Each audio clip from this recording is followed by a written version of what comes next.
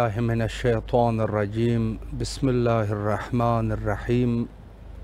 سلام اللہ علی بقیت اللہ الاعظم امام حسین علیہ السلام 4 انٹرنیشنل ٹی وی کربلا مقدسہ سے اس وقت آپ پروگرام معرفت منتظر اجل اللہ تعالی فرجہ الشریف ملاحظہ فرما رہے ہیں۔ ایام محسنیہ یہ وہ ایام ہے کہ جو ہمیں یاد دلاتی ہے اس مخدوم کونین کی شہادت کی کہ جو بعد از رسول اللہ صلی اللہ علیہ وآلہ امت نے آل رسول کے ساتھ جو برتاؤ کیا ان دنوں کی، یقیناً تاریخ میں اگر غور کیا جائے تو جو بھی نبی آیا، جو بھی وصی اللہ کی طرف سے منتخب ہوا، یا وہ افراد کہ جنہوں نے اس امت کے اوپر احسان کیے، لوگوں نے ان کی آل کو گرامی رکھا، ان سے محبت کی، ان کو عزت دی، ان کا احترام اپنے اوپر واجب سمجھا، ما سوائے اس تاریخ کے کہ جہاں خود دختر رسول صلی اللہ علیہ وآلہ اور اکلوتی بیٹی کہ جس کے شان میں رسول اللہ نے فرمایا الفاطمہ بضعۃ منی، کہ فاطمہ میرا ٹکڑا ہے۔ وضاحت کے ساتھ اس حدیث کو تواتر کے ساتھ کتب شیعہ میں بھی موجود ہے، کتب اہل تسنن میں بھی موجود ہے۔ من آذاہا فقد آذانی، جس نے ان کو اذیت کی گویا کہ اس نے مجھے اذیت کی۔ یہ الفاظ بالکل مشترکہ طور پہ دونوں فریقین کی کتب میں موجود ہے کہ رسول اللہ کی بیٹی حضرت فاطمہ زہرا سلام اللہ علیہا ان کے لیے یہ کلمات رسول اللہ نے ادا کیے کہ جس نے اس دختر نیک اختر کو اذیت دی گویا اس نے مجھے اذیت کی، اور جس نے رسول کو اذیت کی یقیناً ایذائے رسول اللہ، اذیت رسول اللہ خدا کی اذیت ہے۔ اس نے گویا خدا کو اذیت کی، اور جس نے خدا کو اذیت کی اس شخص کا ٹھکانہ یقیناً جہنم ہے۔ حبیب خدا کی دختر نیک اختر اکلوتی بیٹی حضرت زہرا سلام اللہ علیہا کہ جس کے باب میں حتیٰ وارد ہے کہ فاطمہ تمام امت کی خواتین کی سردار ہے، سیدۃ النساء العالمین ہے۔ تمام کے تمام خواتین جو بھی ہے، آدم سے لے کر حضرت خاتم تک جو بھی ہے، جتنی بھی خواتین ہیں، چاہے وہ بزرگ مرتبہ رکھنے والی خواتین ہی کیوں نہ ہو، جناب آسیہ کیوں نہ ہو، جناب مریم کیوں نہ ہو، حتیٰ ابتدا سے لے کر انتہا تک جو خواتین ہے ان کی سردار ہے حسنین کی اماں علیہ السلام۔ یہ دن نہایت ہی مہم ہے، اور ہم سب کی ذمہ داری بھی ہے کہ اس عنوان سے کچھ نہ کچھ گفتگو ضرور کرے۔ بعض جگہوں پر ایسے معاملات ہے کہ وہاں پر ان ظالمین کے نام ببانگ دہل اور اعلانیہ طور پہ نہیں لیے جا سکتے، لیکن پھر بھی ان دنوں میں مخصوصاً یوم عزا کا اہتمام کرنا چاہیے، تاکہ اندازہ ہوتا رہے کہ ان دنوں میں کیا کچھ ہوا تھا، اور مخصوصاً ہمارے نئی نسل جو ہماری نئی نسل ہے ان تک بھی یہ پیغام پہنچتا رہے، دنیا والوں تک بھی پہنچتا رہے۔ اس کے فوائد یہ ہے کہ جس شخص کو یہ سنائی دے گا یقیناً وہ جا کے تحقیق کرے گا، اور تحقیق کرے گا تو بہت ساری چیزیں واضح ہو جاتی ہے۔ میں اپنا شرعی وظیفہ سمجھتے ہوئے مصنف ابن ابی شیبہ کی روایت آپ کی خدمت میں عرض کروں گا۔ اہل تسنن کی کتاب ہے اور دیگر کتب میں بھی یہ روایات موجود ہے، میں بس ایک کو نقل کروں گا ایام محسنیہ کا احترام کرتے ہوئے، وگرنہ روایات بہت زیادہ ہے اور شہادت ہوئی ہے، اور بعض لوگ آج بھی یہ سوال اٹھاتے ہیں کہ یہ شہادت واقعاً ہوئی ہے کہ نہیں ہوئی ہے۔ نہیں جی، شہادت طرفین کی کتب سے واضح ہے کہ ہوئی ہے، اور رسول اللہ کی بیٹی کی بے حرمتی کی گئی ہے۔ میں ایک روایت آپ کی خدمت میں، جہاں میں نے 2 حدیثیں بھی پیش کی کہ فرمایا جس نے فاطمہ کو اذیت کی اس نے گویا مجھے اذیت کی۔ انصاف آپ لوگوں نے کرنا ہے۔ کتاب ہے مصنف ابن ابی شیبہ، اس کتاب میں یہ روایت وضاحت کے ساتھ لکھی ہے یہ روایت، اور اس میں یہ ہے کہ جب بعد از شہادت حضرت رسالت مآب صلی اللہ علیہ وآلہ، اور مخصوصاً جہاں شہادت رسول اللہ کی بات آ جائے تو شہادت رسول اللہ بھی ابھی گزری ہے، اور اندازہ یہ ہے کہ انہی ایام میں یہ واقعات پیش آئے۔ خلیفہ اول کی بیعت، یعنی بعد از سارا جریان جو آپ لوگوں کے اپنے ملاحظہ ہے اور ذہن میں ہے یقیناً کہ بعد از رسول اللہ کیا ہوا، رسول اللہ کی شہادت ہوئی اور وہاں پر سقیفے کا اہتمام کیا گیا۔ وہاں پر کچھ لوگ جو کہ بظاہر اپنے آپ کو رسول اللہ کے صحابی کہتے تھے منافق، اور یہ ہم کہتے رہیں گے۔ یہ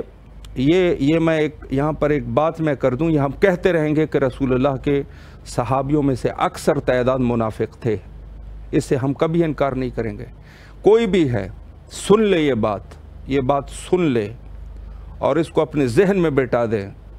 شیعہ مذہب کا جو بھی شیعہ یہ جو کہے گا نا کہ ہم سب صحابہ کی عزت کرتے ہیں، شخص جھوٹا ہے۔ رسول اللہ کے صحابہ میں سے منافق موجود تھے، قرآن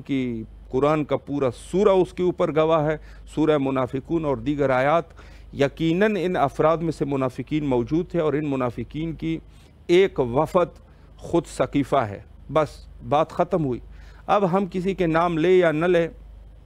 وہ جا کے آپ کے لیے تحقیق کا دروازہ کھلا ہے، لیکن کوئی بھی شیعہ ہو کہ اگر یہ جملہ وہ کہہ رہا ہے کہ ہم صحابہ کی بڑی عزت، صحابہ کی عزت ہے لیکن صحابہ میں سے منافقین موجود تھے، یہ اجمعین کا لفظ جو ہے نا یہ ہم قبول نہیں کریں گے۔ ان کے جو اکثر کتب میں ہے، مثلا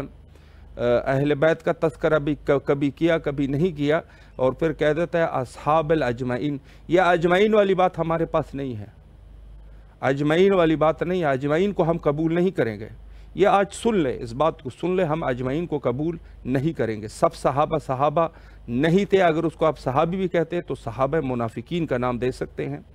صحابہ سب کے سب جو ہے وہ راہ راست پہ نہیں تھے، منافق تھے، اور اپنے آخری خبیث زندگیوں میں بھی، آخری زندگی تک یہ لوگ جو ہے وہ کفر، شرک اور یہودیت اور نصرانیت کے موت مرے ہیں۔ اس میں کوئی شک نہیں، چونکہ ہمارے لیے رسول اللہ نے جو فرمایا من اذاہا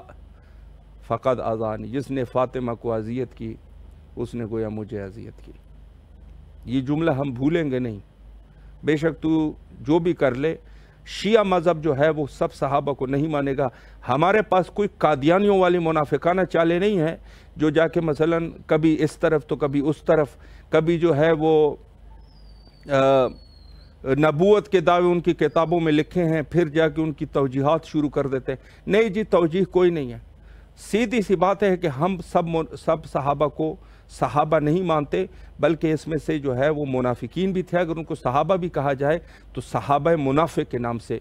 ہمارے پاس یہ درج ہے، اعتقادات کی کتابوں میں بھی لکھے ہیں اور سارا کچھ، اور ہمارے علماء جو اہل حق ہے وہ بیان بھی کرتے ہیں۔ کوئی ضرورت نہیں ہے اس قسم کی گفتگو کی کہ ہم جا کے اپنا عقیدہ اتحاد ہم انسانیت کے اعتبار سے کر سکتے ہیں، باقی جو ہے وہ انضمام والا کام اگر کوئی کرنا چاہے تو ہم کم از کم اس کے قائل نہیں ہے۔ عرض کروں آپ کی خدمت میں کتاب ہے مصنف ابن ابی شیبہ، وہاں پر یہ روایت موجود ہے کہ جب ثقیفہ ہوا، اور ثقیفہ میں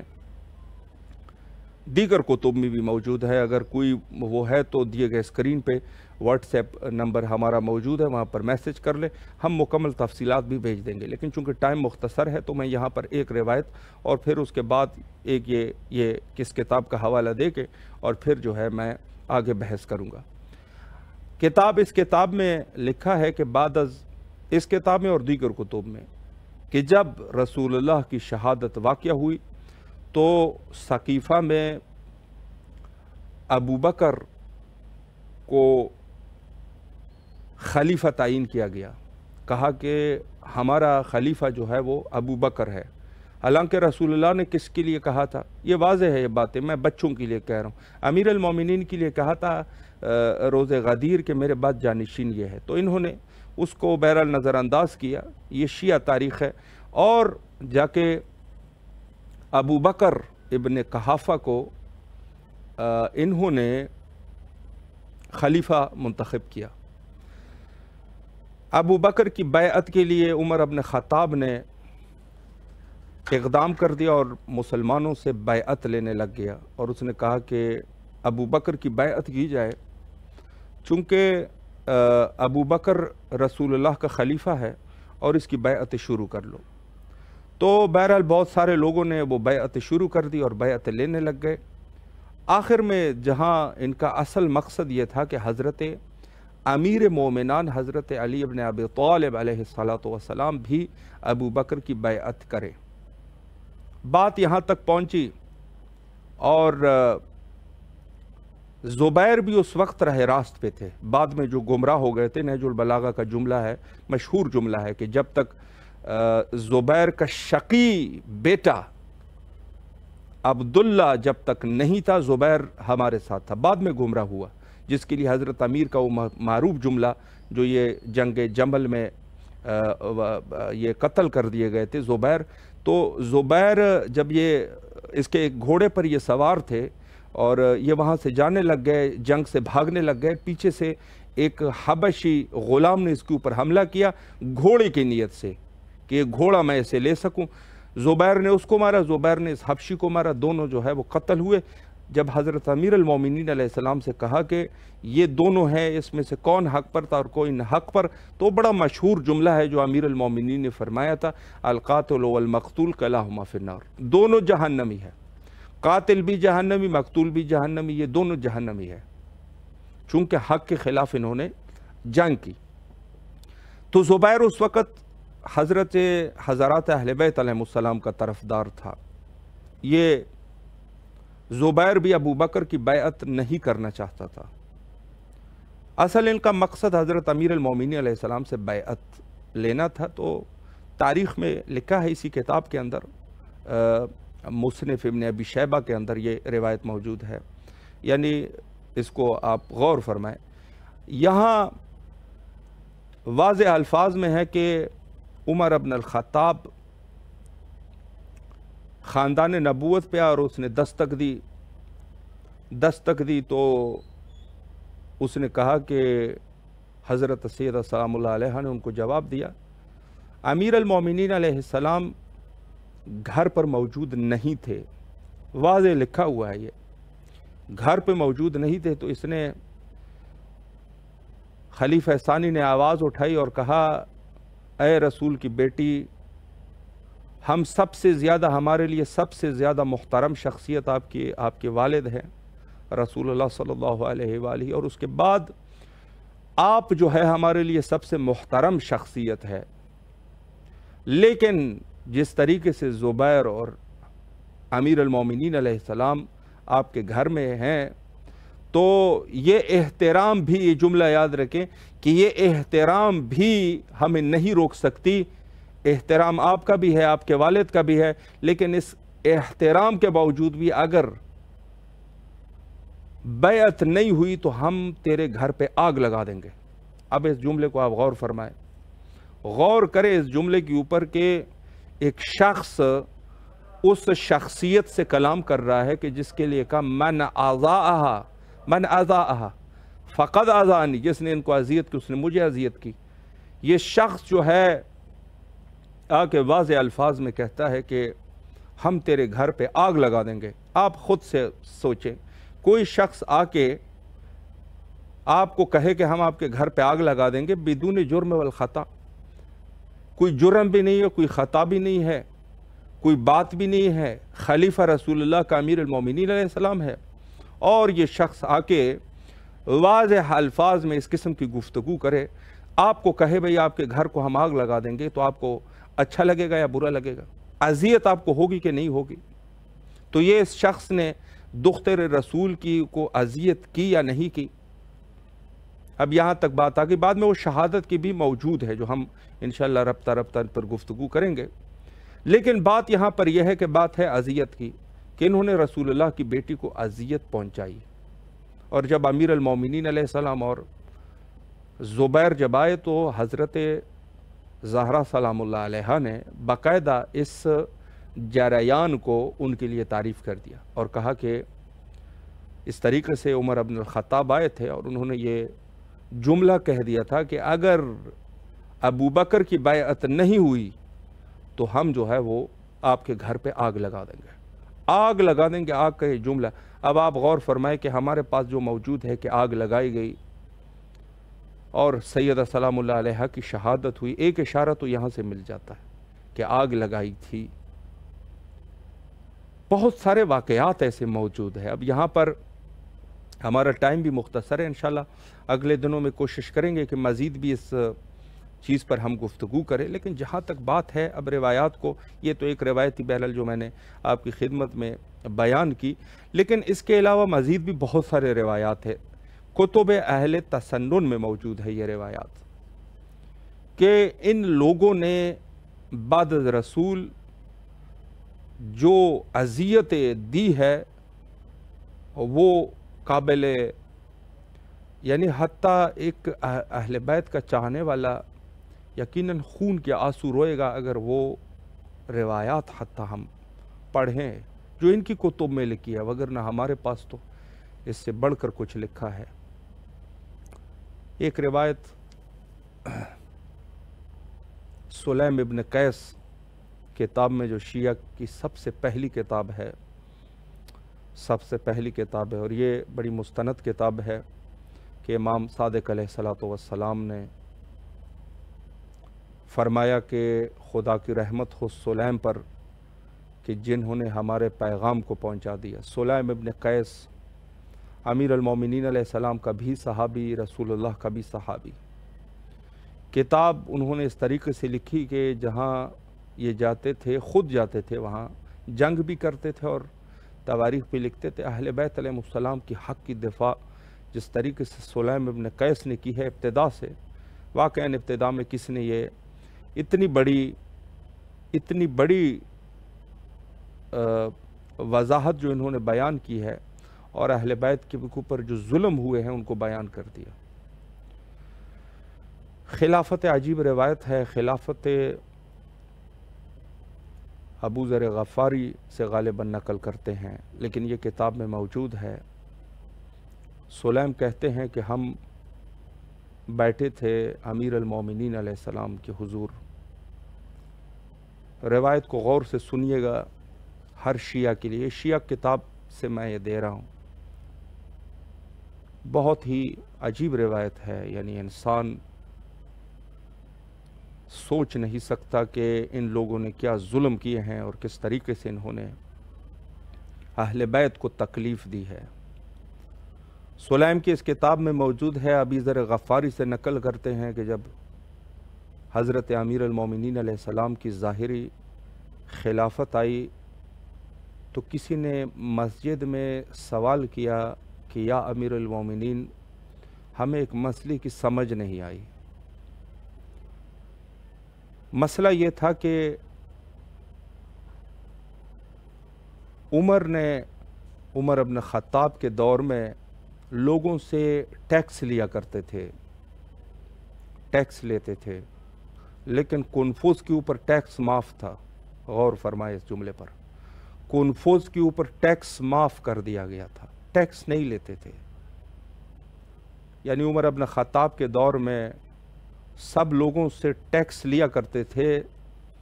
کنفوس کا ٹیکس جو ہے وہ معاف تھا.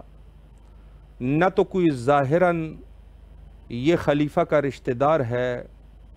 نہ تو خلیفہ کے ساتھ کوئی اتنی بڑی خدمت اس نے کی ہے کہ کوئی ایسی خدمت کی ہو، نہ تو کنفوس کوئی اتنا بہادر آدمی ہے کہ اس نے کوئی جنگیں لڑی ہو.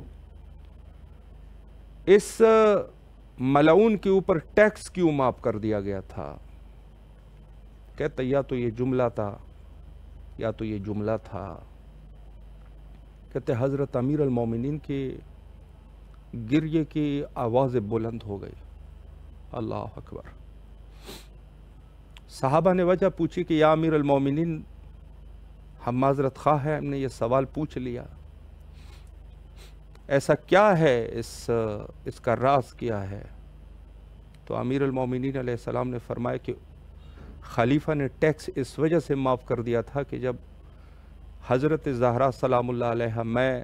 ابھی پتہ نہیں کس طریقے سے آپ سے یہ روایت آپ کو عرض کروں